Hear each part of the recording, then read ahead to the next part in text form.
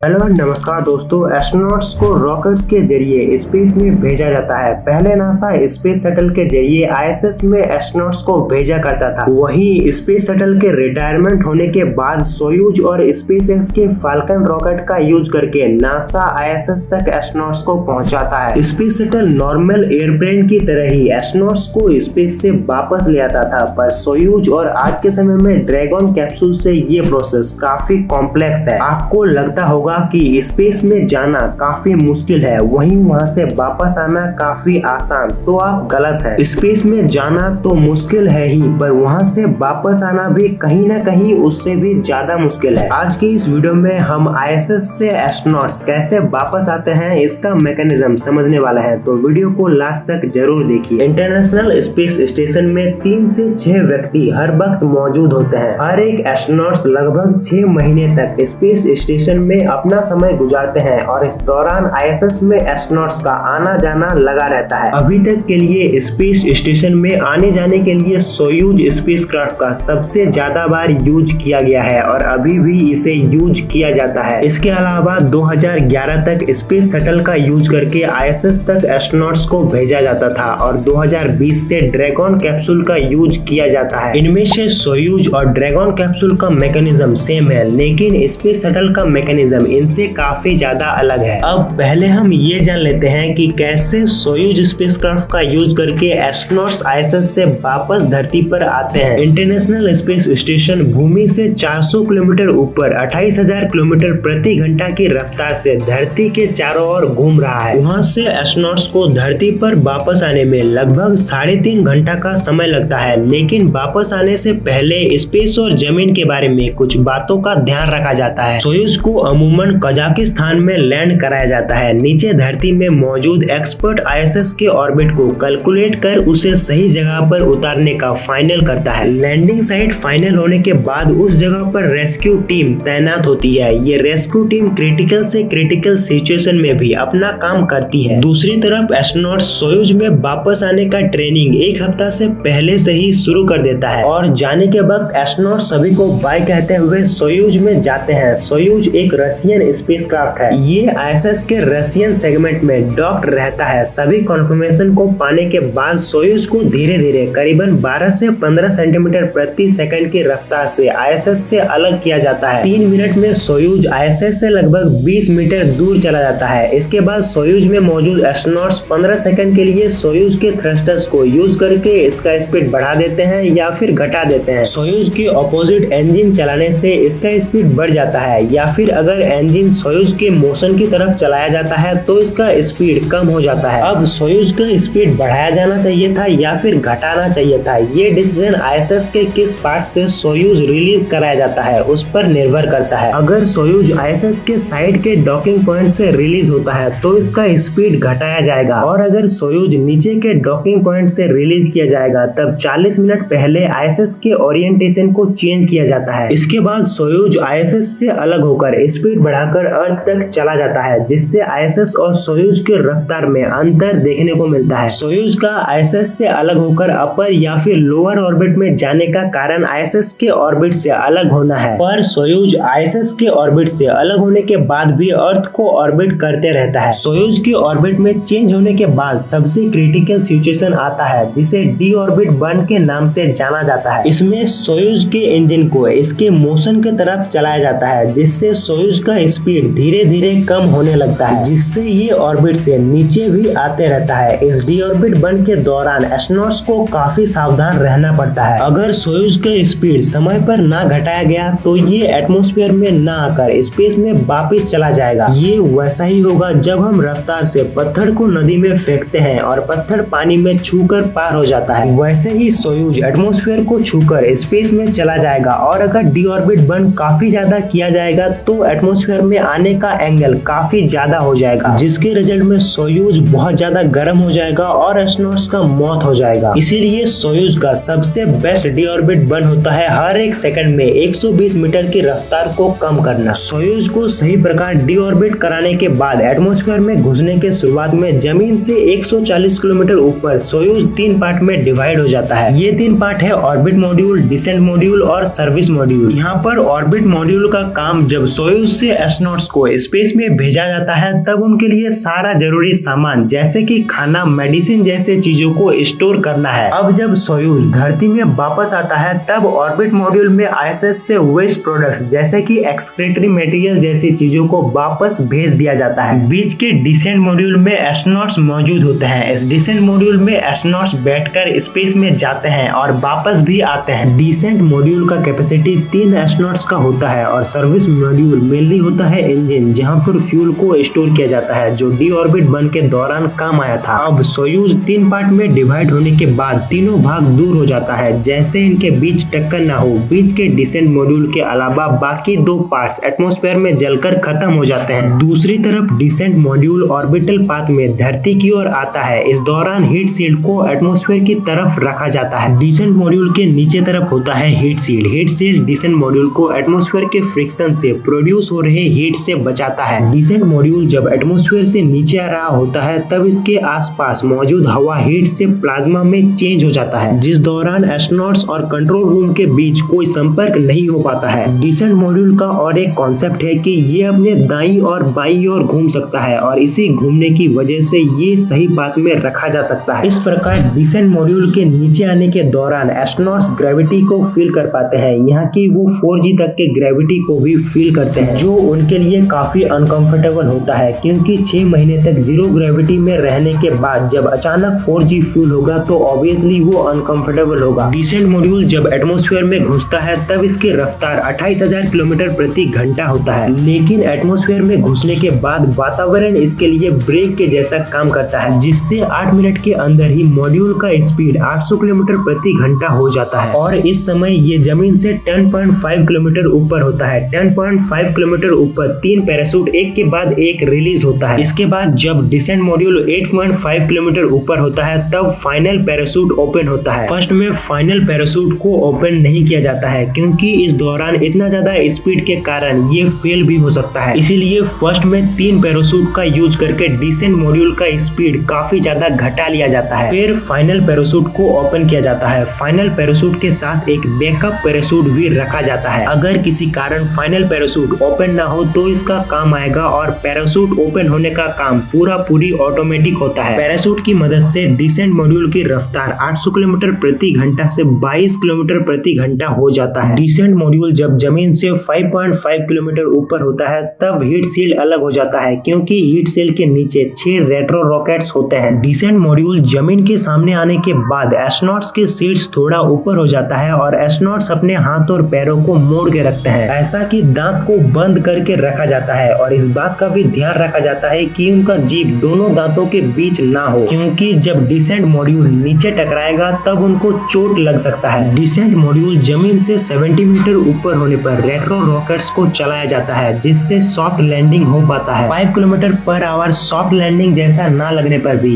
ये काफी कम रफ्तार है। जब डिसेंट मॉड्यूल जमीन से टकराता है तब काफी ज्यादा धूल देखने को मिलता है। ये धूल रेट्रो रॉकेट्स के फायर की वजह से मेनली होता है। तो इस प्रकार सोयूज से एस्ट्रोनॉट्स वापस आते हैं। ड्रैगन 2 कैप्सूल इसी प्रकार काम करता है, लेकिन ये अपना लैंडिंग पानी में करता है और ड्रैगन कैप्सूल का कैपेसिटी 7 लोगों का है, लेकिन नासा अभी 4 से ज्यादा का परमिशन नहीं देता है। ये है ड्रैगन कैप्सूल का फ्यूचर कॉन्सेप्ट। ये होने के बाद एस्ट्रोनॉट्स कंपैरेटिवली सॉफ्ट लैंडिंग कर पाएंगे। वहीं आपने देखा होगा कि स्पेस से आने के बाद एस्ट्रोनॉट्स के चेहरे में एक अलग प्रकार का खुशी होता है। ये खुशी होना भी जायज है, क्योंकि स्पेस में जाना और वापस आने के वक्त वो अपने जान से खेलते हैं और ऐसे में 6 महीने बाद फिर से जमीन को देख पाना अपने आप में एक बहुत बड़ा बात है। अगर आपने द मार्शियन मूवी को देखा है तो आप इस खुशी को जान सकते हैं। तो ये था स्पेस से आने का पूरा प्रोसेस। अगर आपको ये वीडियो पसंद आया तो वीडियो को लाइक और चैनल को सब्सक्राइब जरूर करना। तो आज के लिए बस इतना ही। मैं मिलता हूँ ऐसे ही और एक मजेदार वीडियो में, तब तक के लिए जय हिंद, जय भारत।